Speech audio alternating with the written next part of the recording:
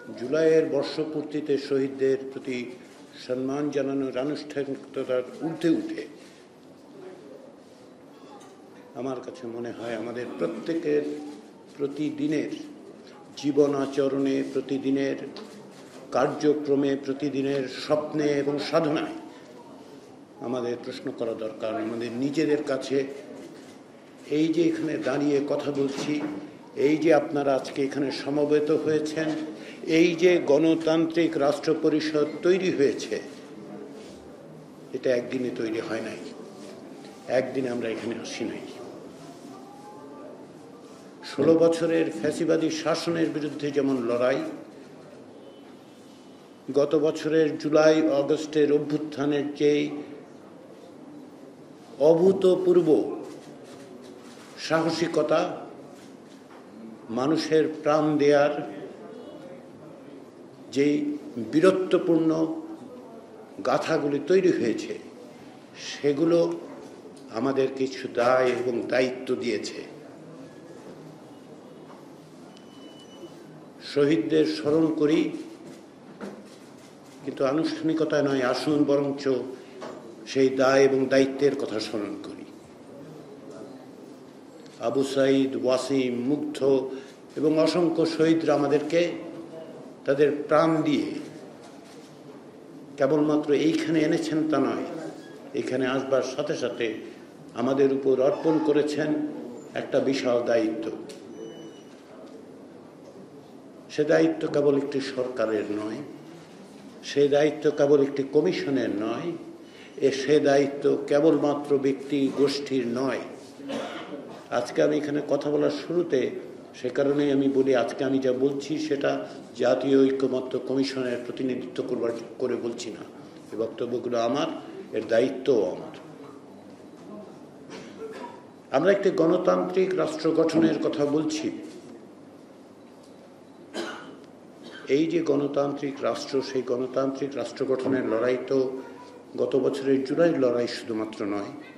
গত 53 বছর ধরে বাংলাদেশের মানুষ তার প্রত্যেকটা সংগ্রামের মধ্যে বারবার বলেছেন যে আমি গণতন্ত্র চাই, গণতান্ত্রিক অধিকার চাই।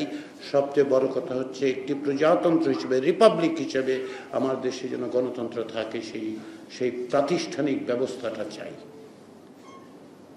বাংলাদেশের মানুষ শুধু গত 16 বছর ধরেই যে ফ্যাসিবাদী শাসনকে মোকাবেলা করেছে তা তো নয়।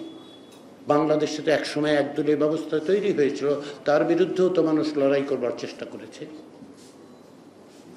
গণতন্ত্রের সংগ্রাম কেবলমাত্র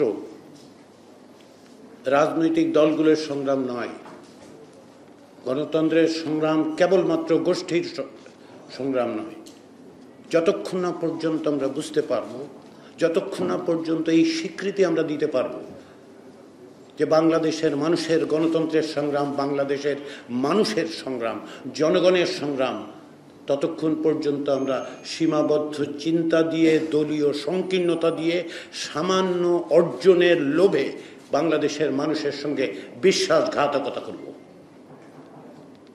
আমাদের আয়নার সামনে দাঁড়ানো দরকার। বাংলাদেশের মানুষের গণতন্ত্রের আকাঙ্ক্ষার স্বরূপটা বোঝা দরকার। শুধুমাত্র একটি কাঠামো, একটি বিষয়, একটি দিন, 10টি দিনের বিষয় নয়। একটি গণতান্ত্রিক রাষ্ট্র গঠনের জন্য সবচেয়ে বড় প্রয়োজন সেটা হচ্ছে আপনি প্রতিষ্ঠানগুলো তৈরি করবেন। যে প্রতিষ্ঠান ব্যক্তির ঊর্ধ্বে উঠে ব্যক্তিকে নিয়ন্ত্রণ করে রাষ্ট্রের স্বার্থকে সামনে রেখে গোটা জাতিকে এগিয়ে নিয়ে যেতে পারবে। যতক্ষণ না পর্যন্ত আপনি এই চেতনা ধারণ করতে পারছেন, যতক্ষণ না পর্যন্ত আপনি বুঝতে পারছেন যে আপনার দল, আপনার ব্যক্তি, আপনি নিজে আপনার স্বার্থের চেয়ে বড় হচ্ছে ওই প্রতিষ্ঠান তৈরি করা, যে প্রতিষ্ঠান আপনাকেও নিয়ন্ত্রণ করবে।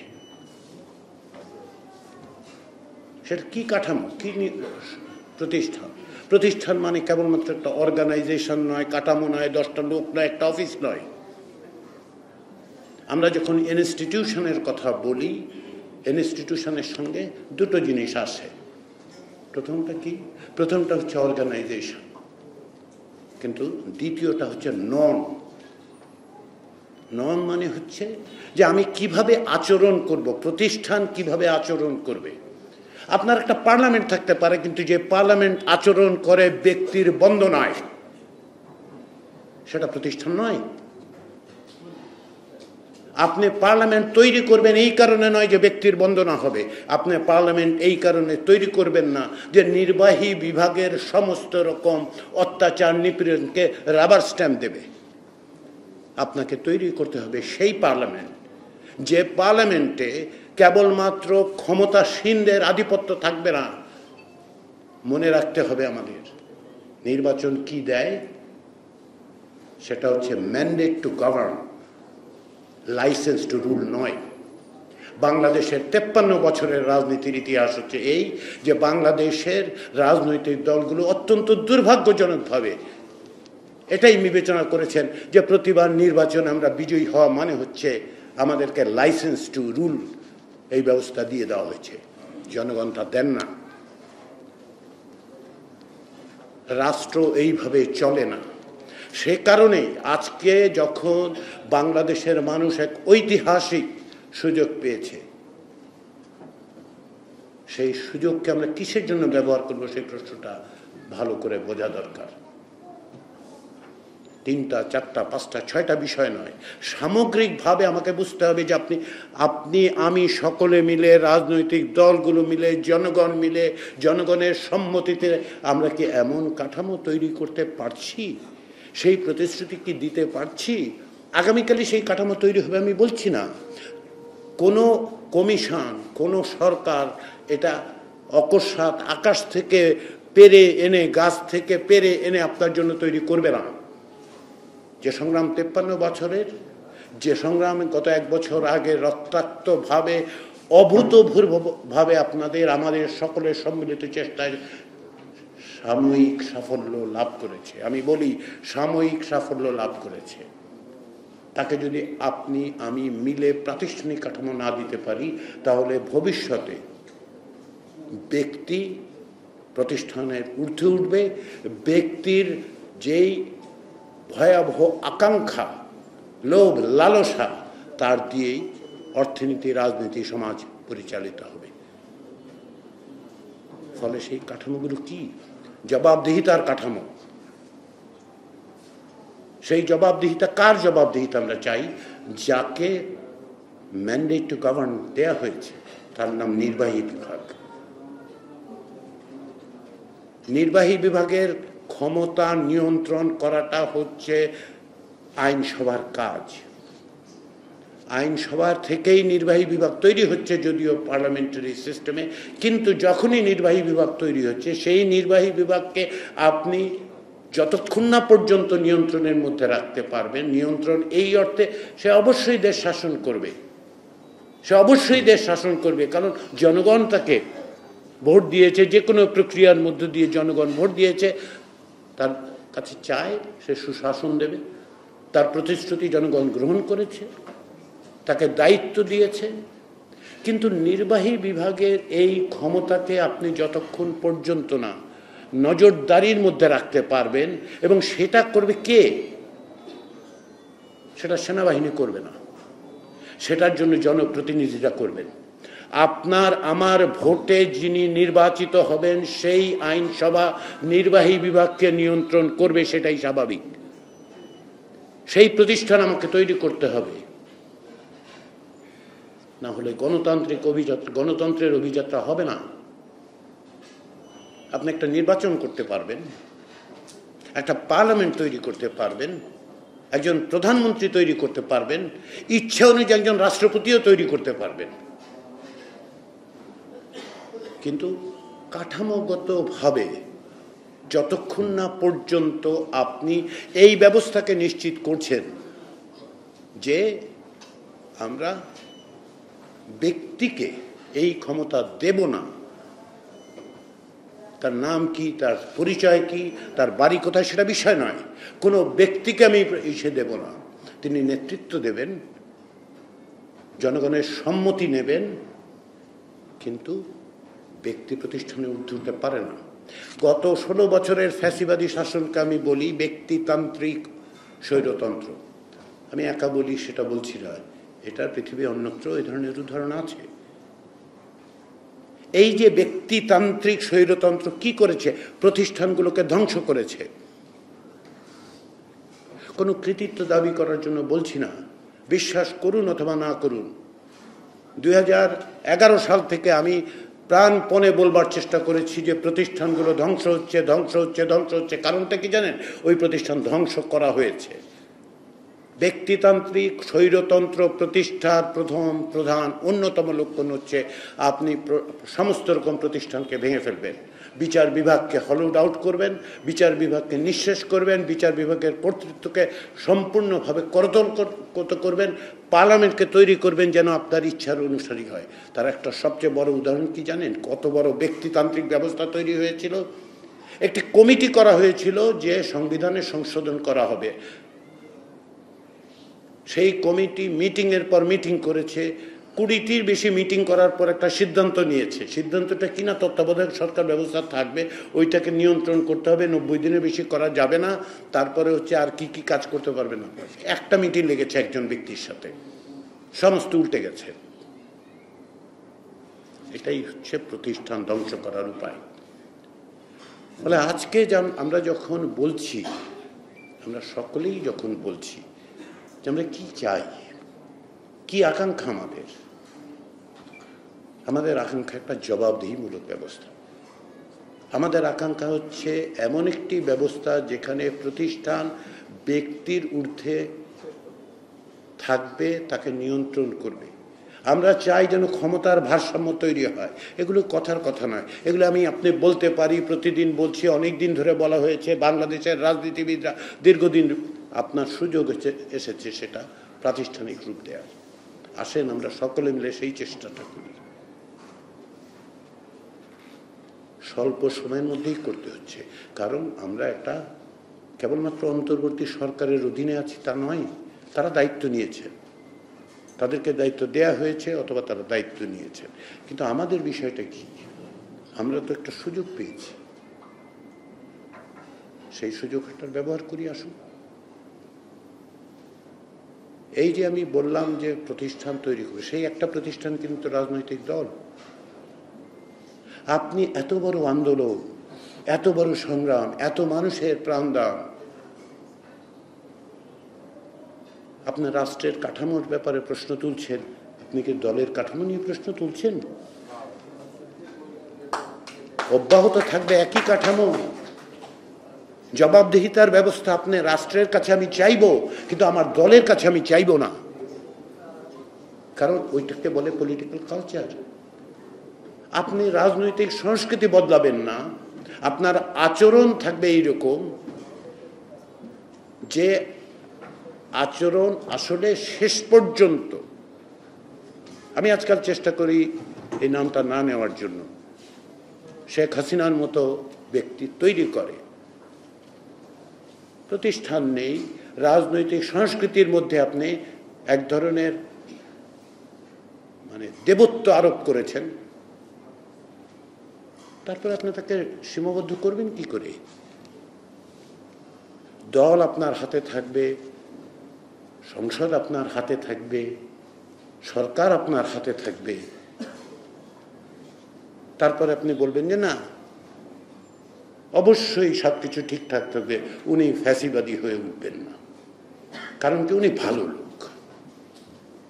ওনার ভালোত্ব নিয়ে, কোনো ব্যক্তির ভালোত্ব নিয়ে কেউ প্রশ্ন তুলছেন না।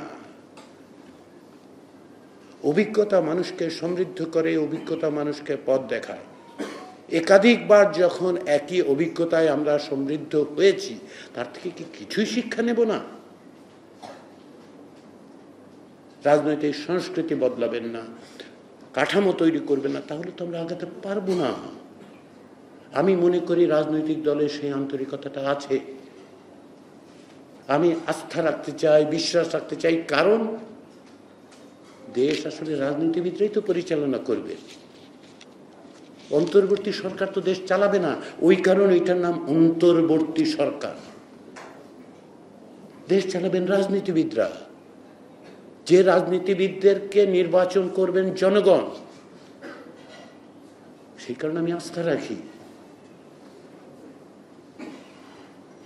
দীর্ঘদিন ধরে আমার সৌভাগ্য হয়েছে, এটাকে আমি আমার জীবনের সর্বোচ্চ সৌভাগ্য বলে বিবেচনা করি, যে আমি আমাদের দেশের রাজনীতিবিদদের সঙ্গে প্রতিদিন দেখা হচ্ছে, কথা হচ্ছে, তাদের কথা শুনতে পাচ্ছি,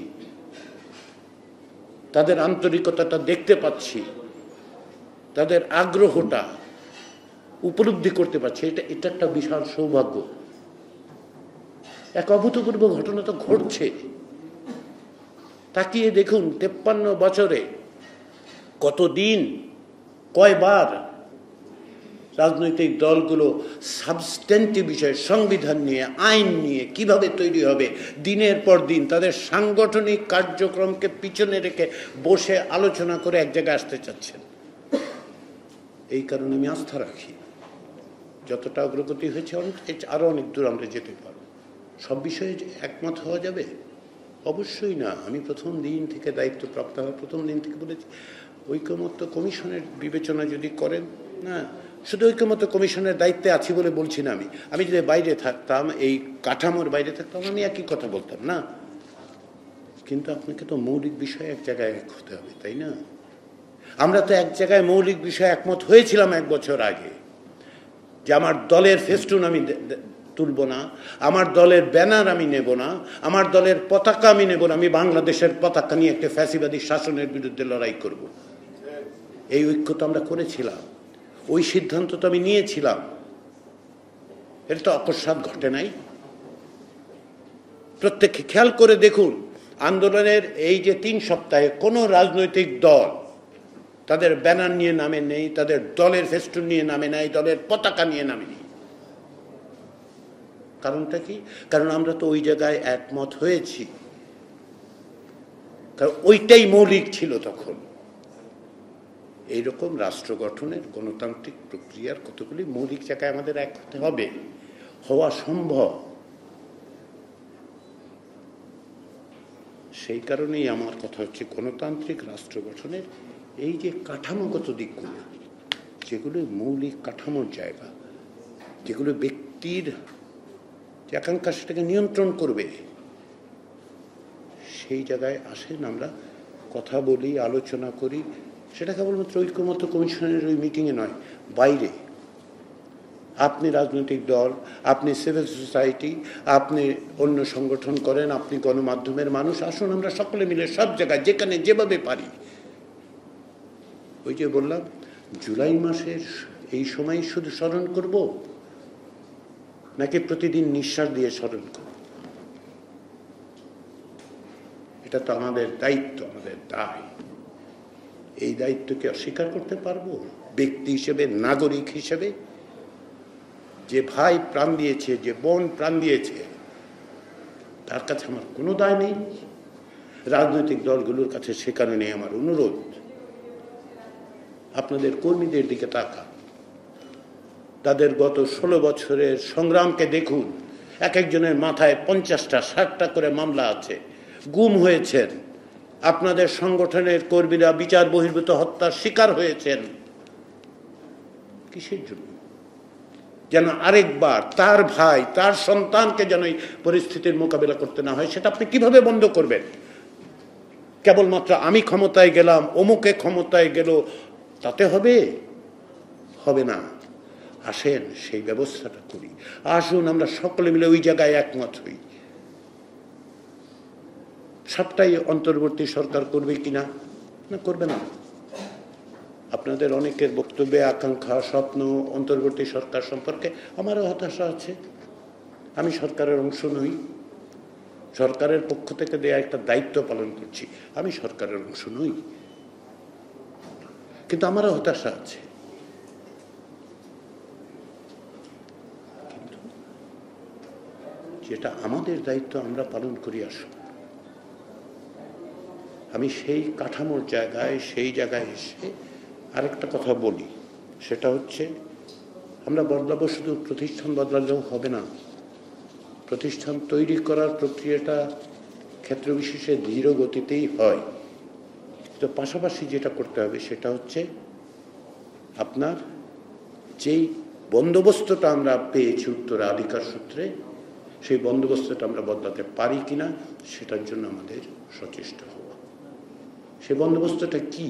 যে কোনো রাজনৈতিক বন্দোবস্ত কি? রাজনৈতিক বন্দোবস্ত হচ্ছে সমাজে বিরাজমান রাজনৈতিক এবং সামাজিক শক্তিগুলির মধ্যে এই বোঝাপড়া যে রাষ্ট্র পরিচালনার পদ্ধতিটা কি হবে এবং সেগুলোকে জনগণের স্বার্থে কীভাবে পরিচালিত করা যাবে, এইটাই হচ্ছে আমাদের একটা বন্দোবস্তের জায়গা। এ পর্যন্ত যে সমস্ত রাজনৈতিক বন্দোবস্তের মধ্য দিয়ে বাংলাদেশ গত 53 বছর চলেছে, সেগুলো হচ্ছে এলিটদের বন্দোবস্ত। তার সবচেয়ে বড় উদাহরণ হচ্ছে 1990 সালের 3 জোটের রূপরেখা। সকলে প্রশংসা করেন, আমিও করি। একটা বড় কাণ্ড ঘটেছে। অনেকে বলে যে 1990 সালের রূপরেখা তো কিছুই হয় নাই। আমি বললাম অনেক একটা বড় কাণ্ড ঘটে গেছে, আপনারা খেয়াল করেন নাই। 1990 সালের 3 জোটের রূপরেখার ভিত্তিতে বাংলাদেশ রাষ্ট্রপতি শাসিত ব্যবস্থা থেকে আপনার পার্লামেন্টারি সিস্টেমের মধ্যে এসছে, সংসদীয় ব্যবস্থা। এর চেয়ে বড় আপনি বলবেন যে হ্যাঁ রেডিও টিভি স্বায়ত্ত শাসন তো হইল না। অফকোর্স হয় নাই, হইলে ভালো হইতো, কিন্তু একেবারেই কিছু হয় নাই তা না। কিন্তু 1990 সালের এই যে চুক্তি 3 দলের, সেটা কি? সেটা হচ্ছে রাজনৈতিক এলিটদের মধ্যে একটা চুক্তি হয়েছিল যে আমরা শান্তিপূর্ণভাবে ক্ষমতা হস্তান্তর করব, এর বাইরে আর কিছু না। রাষ্ট্র কাঠামো বদলে ফেলার কোনো প্রতিশ্রুতি 90-এর চুক্তিপত্রের মধ্যে ছিল বলে আমি দেখি নাই। কিন্তু আজকের চুক্তিপত্র হতে হবে, আজকের বন্দোবস্ত হতে হবে কেবল এলিটদের সঙ্গে নয়। আপনাকে এই চুক্তি করতে হবে, আমি এটাকে সোশ্যাল কন্ট্রাক্ট বলে, এই চুক্তি আপনাকে করতে হবে জনগণের সঙ্গে। যে কারণে আমি ব্যক্তিগতভাবে মনে করি যতটুকু ঐকমত্য হবে সেই ঐকমত্যের একটা লিগ্যাল বাইন্ডিং তৈরি করতে হবে। নৈতিক শক্তি অনেক বড় শক্তি, কিন্তু নৈতিক শক্তি আইনি শক্তি নয়। আপনাকে কোনো না কোনোভাবে আমি রাজনৈতিক দলগুলোর কাছে আহ্বান জানাই, অনুরোধ করি, ভাবুন, জনগণের সঙ্গে চুক্তি করার পথ পদ্ধতি খুঁজতে হবে আমাদেরকে। সেই জায়গায় আমি আশা করি সেইখানে আমরা চিন্তা করতে পারবো যে এই বন্দোবস্তটা কতটা বদলে দেওয়া যায়। একদিনে 2 দিনে হবে না, 53 বছর ধরে এটা তৈরি হয়েছে। সেই বন্দোবস্তের জায়গাটাতে পরিবর্তন করার আকাঙ্ক্ষাটা সকলের আছে। আসলে আমরা সেটা চেষ্টা করি, ভাবি, চিন্তা করি, কথা বলি।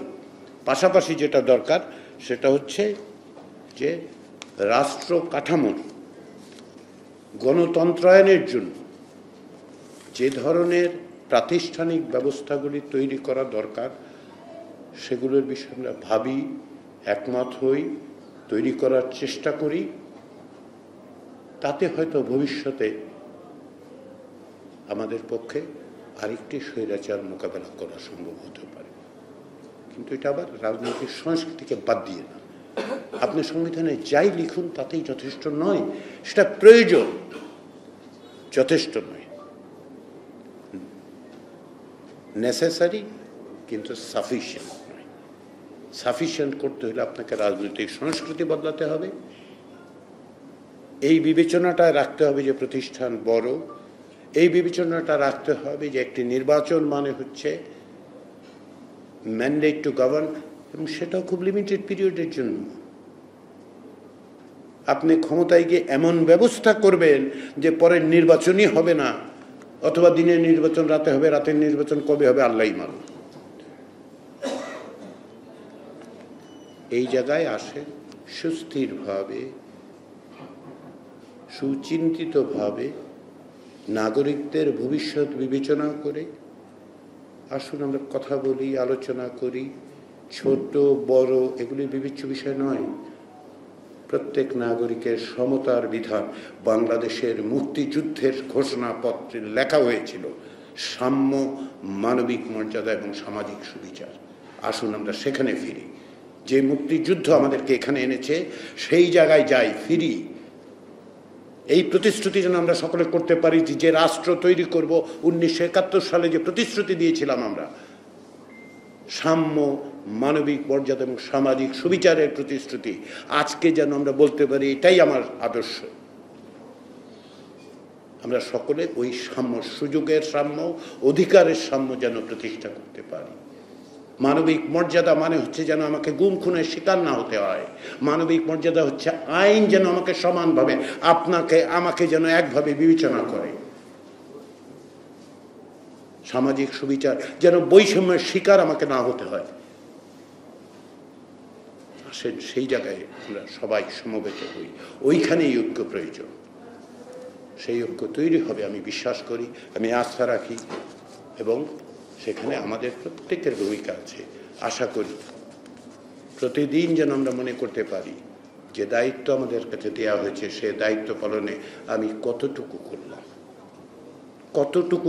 আজকে কতটুকু করলাম ওই দায়িত্ব পালনের জন্য।